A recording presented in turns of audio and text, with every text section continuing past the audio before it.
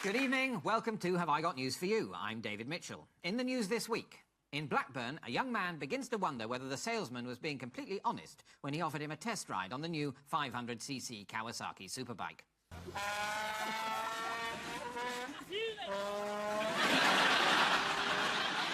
In Blackpool, just days after winning £27 million on the lottery, a pensioner hears about the death of his wife.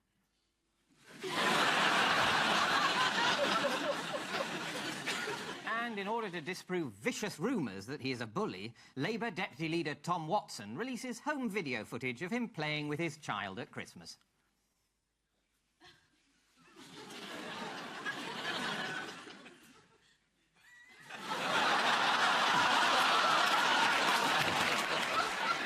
On Ian's team tonight is a journalist and Newsnight presenter who says it's about time we had a female Chancellor. That's one drastic cut I'd like to see George Osborne make. Please welcome Kirsty Wark.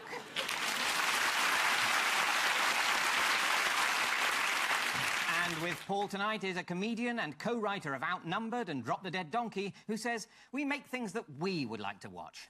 So do a lot of people, but they call it sexting. Please welcome Andy Hamilton.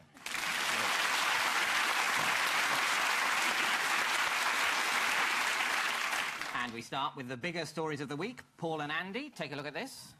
Oh, yes, rather beautiful image, but drastic for the people who live there. Cumbria, floodings have been pretty grim. Cameron there, he does look as if he's saying, I can make this water go back, doesn't he? Yeah, he's about to make a canoe to himself. Yes. There's an awful lot of water in this, so I suspect this is about the floods in Cumbria and other parts of the country. Dreadful conditions that people have been putting up with.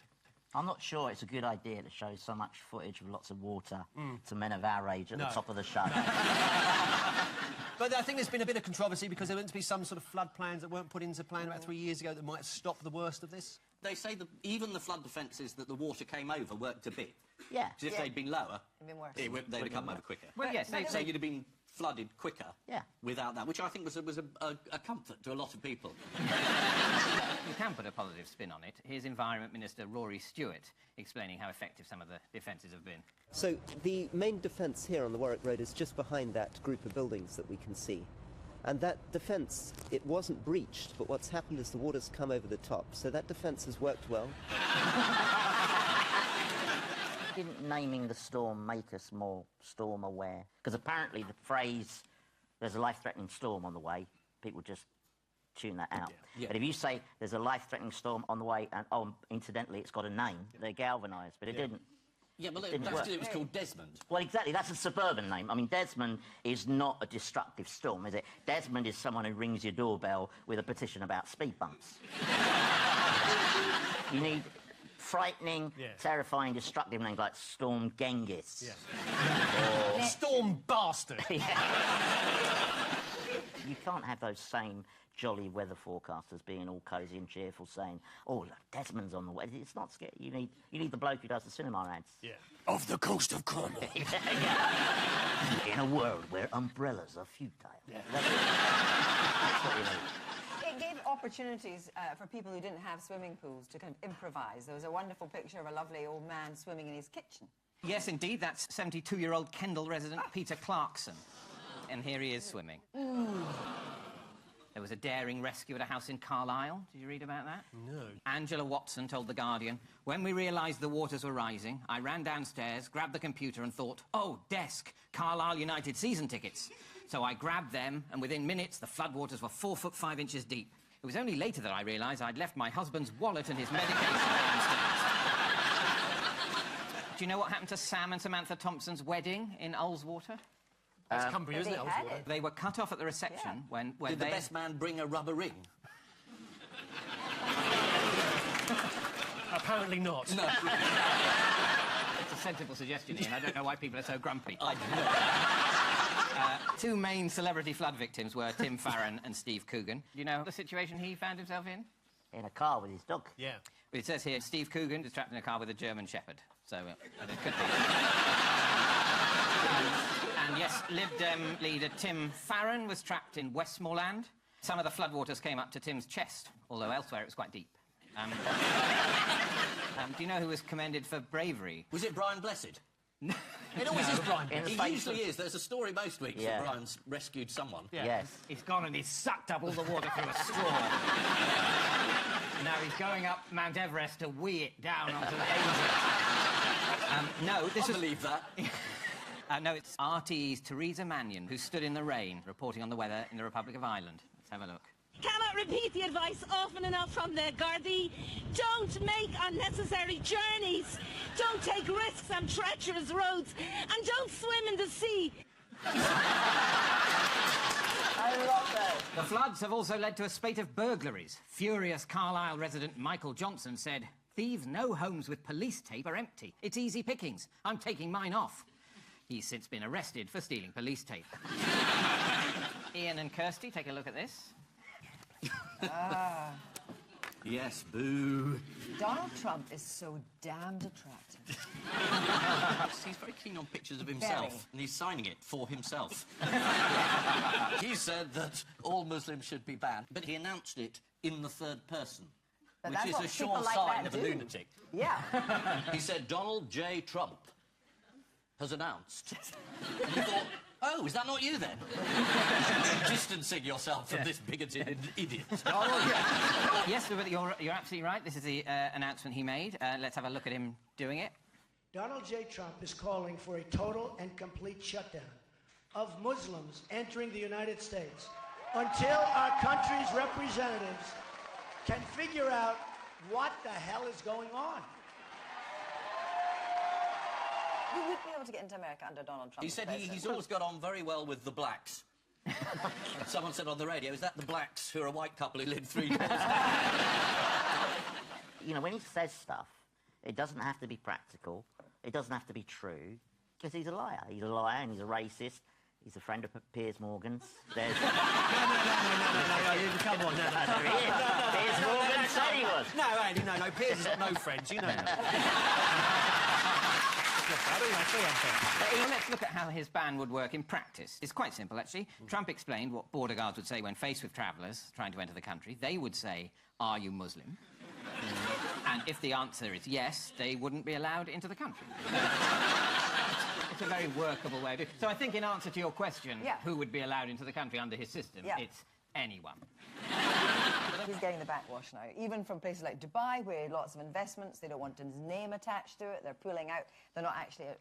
Trump trinkets sold big in the Middle East. Trump toothpaste, Trump toothbrushes. Really? Trump, Yeah. Trump toothbrushes? But I'm making Trump toothbrushes. Oh, right, 'cause you wouldn't want anything to do with him in your mouth. And how did Britain first get involved in Trump's recent remarks? He said that London was... no-go areas. London was a no-go area. For certain police can't... officers. Yes, he said... There's certain places in London police are officers. scared for their lives.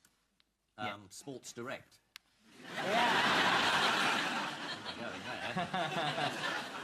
No, he bolsters his argument about excluding Muslims by saying he didn't want US cities to become like London. We have places in London and other places that are so radicalised that police are afraid for their own lives. And our very own attention-seeking, tassel-haired, political funny man had a response to that.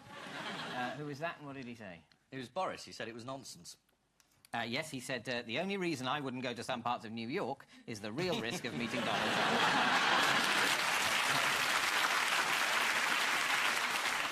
Let's talk about the petition on the government's website to ban Trump from Britain on the grounds of hate speech. That would be a huge mistake, because a bit like ISIS, that will be giving him exactly what he wants. See, that will play to the myth of him as the outsider, the truth no teller. one wants to listen to these very sensible views. They're banning me. All you've got to do is listen to his views, and then you realise that you don't have to listen But to the them. more you listen we should to them... invite him over. Yes, exactly. I'd like him to be host. Yes. Yes. That would be perfect. Yes, get Am I yourself doing off. that badly? He's replied already. He said, so the whole of Britain should be listening. Wake up! To what? Wake up to fascism! He was... Simple, hate-fueled solutions. Trump's response to the petition was that he said UK politicians should be thanking me, and he also went on to thank the respected columnist Katie Hopkins for her powerful writing on the UK's Muslim problem. Well, case closed, Your Honour. He has supporters, we should say, for balance, other than Katie Hopkins. According to The Telegraph, he's received support from Andrew Anglin, publisher of the neo-Nazi website Daily Stormer. He said, "Hi, old Donald Trump. the ultimate saviour. He sounds nice. Just for fun, to lighten the mood, shall we see some vegan butter that looks like Donald Trump? Yes, please. Yes, please. Yes. Here you go.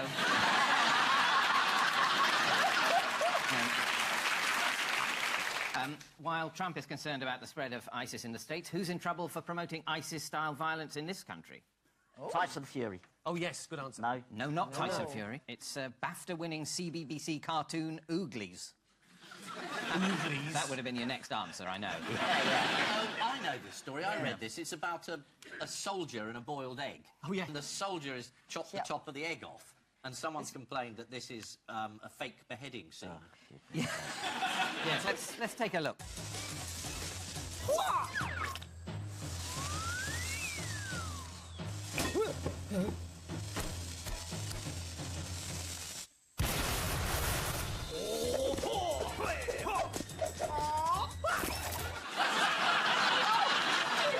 I'm beginning to sympathise.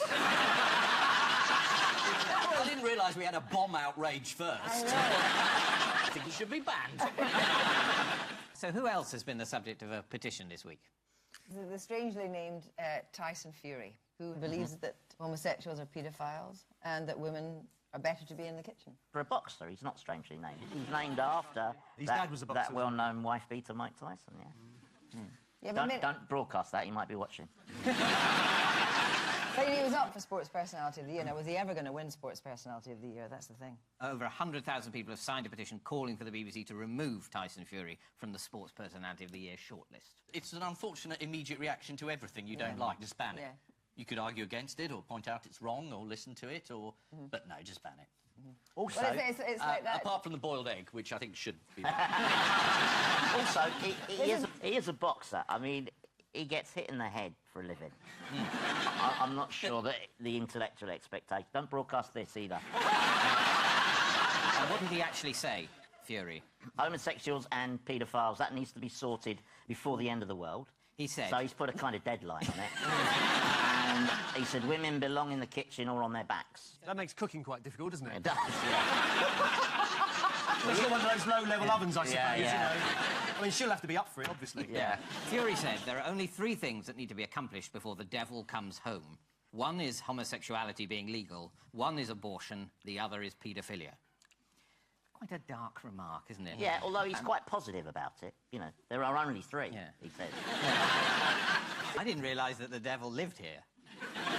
He had a place in Luton, didn't He's he? got a few places. What did Tyson Fury say about fellow Sports Personality of the Year nominee Jessica Ennis-Hill? Aren't we just giving the publicity more to what he said? Why don't you just ignore him and go on to the next question? Might as well. This is Donald Trump's call to ban all Muslims from entering America. That's his view of immigrants, honestly. They come over here. This week, an apparent terrorist attack on the London Underground gave rise to the hashtag #YouAin'tNoMuslim, bruv. Perhaps not what the attacker wanted to hear, though on the plus side, it would qualify him to get into Donald Trump's America. So to round 2, the one-armed bandit of news. Fingers on buzzers, teams. Here's the first one.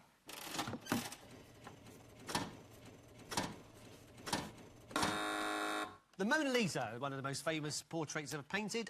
There's an expert, and he thinks that underneath there's a painting of somebody else selling kebabs in the Hornsey High Road in 1452. And they also found some numbers for colouring purposes. The thing is that people used to think that the Mona Lisa was a picture of someone called Lisa Gherardini, but now they reckon the one underneath is of her, which means the one on top, the famous one, has to be of someone else, because they're definitely different people. Let's have a look at the Lisa underneath the Mona. Okay. Oh. You can see Eyes are similar. The perspective looks a bit out on that one. Yeah. Is that? Yeah, she does. The head's a bit weird. I mean, far be it from me to criticise Leonardo da Vinci.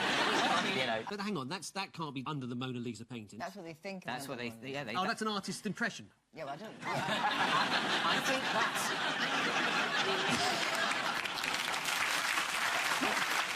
Fingers on buzzers, teams.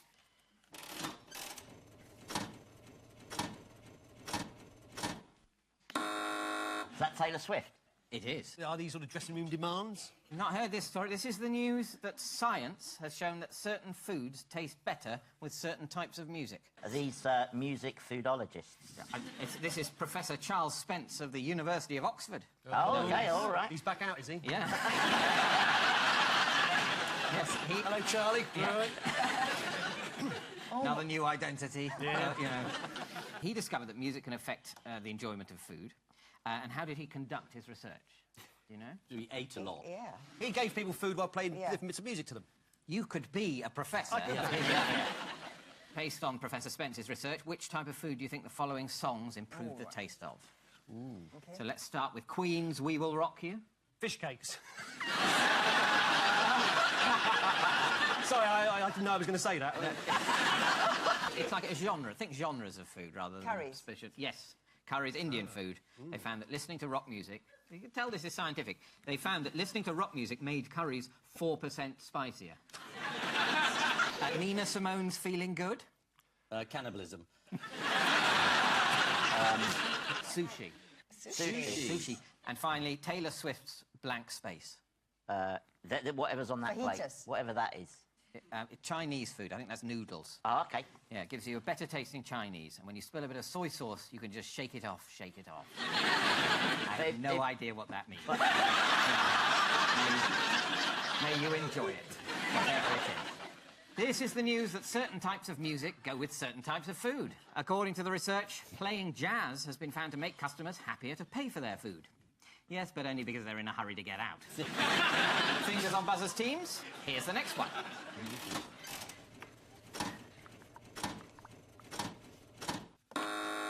Looks like Shakespeare. Is it Shakespeare stole a theatre, Did he? basically. So that Is story... that why he's got a bag of swag over his shoulder? he's And he's managed wearing a to- black and white striped shirt, like all burglars. Yeah. Yeah. Elizabethan burglars in particular. Yeah. Rough justice. Go on, then. Thank you, Ian. Shakespeare and his mate Garrick, they fell out with the landlord Garrick? of the theatre, the actor. No, Garrick's a bit later. Not Garrick. Who was it? King? Ken, No. Ken the Burbage. clown. Burbage, that was yeah. it. Yeah, not Garrick, Andy. For God's sake. Garrick. Burbage. You're an idiot. Might as well say Tom Cruise. Yeah. Him and his mate, Benedict Cumberbatch.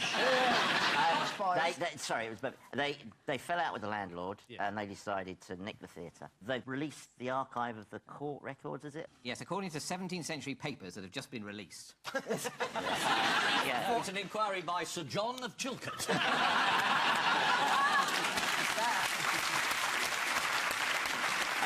You're talking of making things disappear, though. Do you want to see an orangutan enjoying some close-up Yes. magic?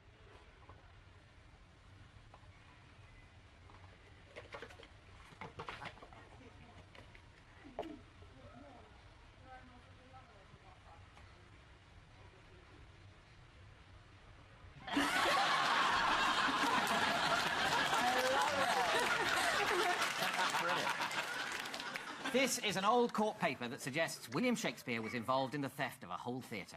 It was pretty easy to reassemble the Elizabethan theatre, which was much like an IKEA flat pack, with every piece carefully labelled.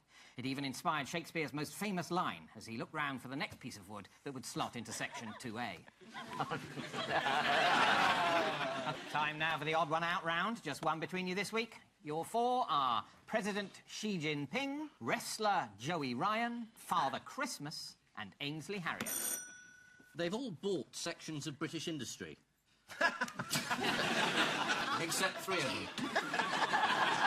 They're all pretending to be people. So Ainsley Harriott, of course, was stupidly put in place of Lenny Henry. Who He's- by? By an ITV? ITV reporter. That's not the right answer. Being mistaken is For the the On wrong ITV. person. They've done it 3 times. They thought Santa was the leader of the Labour Party. Okay. It's about The mistaken level of news charity reports. you have to give us is more or less the answer. OK. They've all been the Mistaken subject of identity. mistakes in news reports this week. Apart from Santa. No.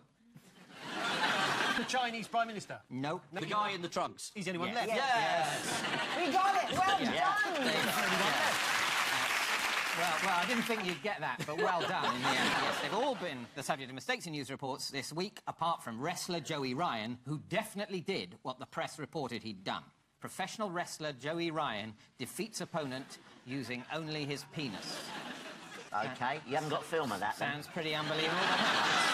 We do have film of it. Oh, yes. Yeah. Ooh. Yes. A long night out there. Let's have a look. 掴んだ今度は掴んだおしかしおお難しい欧米人物が違うからこのことですね逆にディーノ選手に指の関節が決められてますね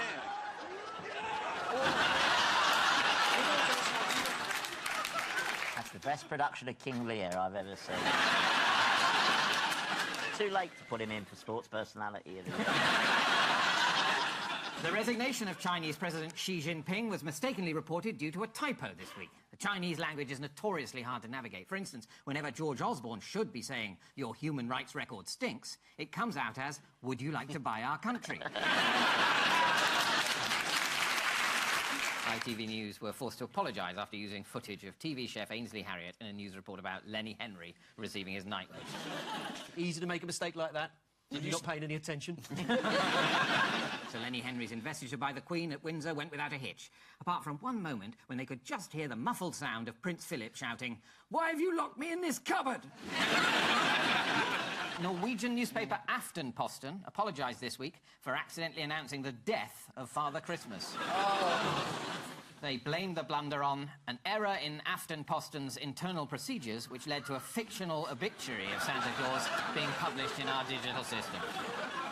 There was another Christmas-related error this week. This is a homeowner who decorated their house with fake snow on their upstairs window to read, "Let it snow." Unfortunately, when viewed from the front, it reads simply, "Tits now."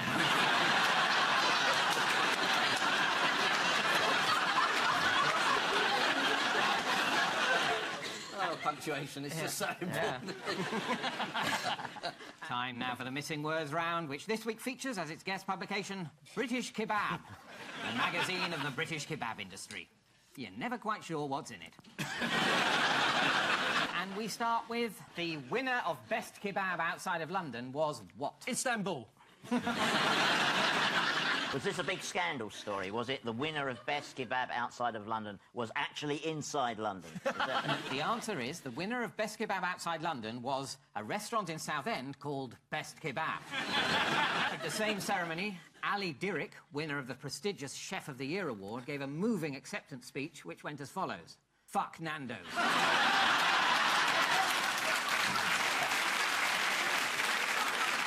Careful. As a kebab chef, you should know what goes around comes around. Next. Are your goldfish sabotaging your what? Are your goldfish sabotaging your country, says Donald Trump. Sabotaging your sex life. Yes. Sex life. Yes. No. No. That's good. Bit revealing, though, that Kirsty weighed in quite so fast there. What's going on in that house? Unburden yourself with. Come on, Kirsty, answer the question. The answer is Wi-Fi. Next, Boris Johnson. This is indeed the era of... The kebab. Correct! Oh, no! Really? Of course. This is from British Kebab. And let's face it, Boris knows all about making rash decisions late at night that you'll regret in the morning. Next, the riddle of Posh's missing what? It's her arm. Yeah. It is. Yeah. It was a sacrifice she made early on in the fashion industry. Because you look better if you just do yeah. this. Absolutely. Quite. I have done a certain amount of modelling. It's actually riddle of Posh's missing right arm. There she is. Yeah. That's going to be a bit sultry to go out at 9 o'clock, Ian, if you keep doing that. Oh, right, I won't Yeah. smile then. Yeah, yeah. There is a simple explanation for all these pictures. She's hiding a pie. And finally, British astronaut Tim Peake will have to what in a tradition dating back to 1961? P upside down. P. P. You're right about P. Now we Pee need before he goes, Pee- and then wait for a couple of months. Yeah. Pee into his costume, into his suit. Costume? I know. Yeah, the answer is urinate on the right rear wheel of the bus taking him to the rocket. British astronaut Tim Peake heads to the International Space Station next week. Before he goes, he'll do this ritual. According to The Guardian, the tradition of urinating on the wheel of the bus was started by Yuri Gagarin. Although, to be fair, he himself was just following a tradition set by Laika, the Soviet space doll. So, the final scores are Paul and Andy have 5 points, and Ian and Kirsty have 6 points.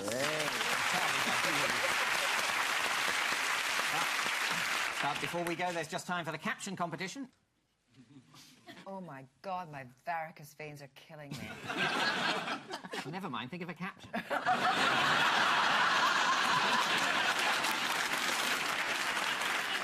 And I leave you with news that in Carlisle, there are signs that life is finally returning to normal after one cheery resident pops out to do some Christmas shopping on the high street. In Zurich, investigators into the FIFA corruption scandal fear Sepp Blatter may have evaded the authorities after making use of an ingenious decoy. And Nigel Farage proves he's still a force to be reckoned with after, once again, being the last man standing at the UKIP Christmas party.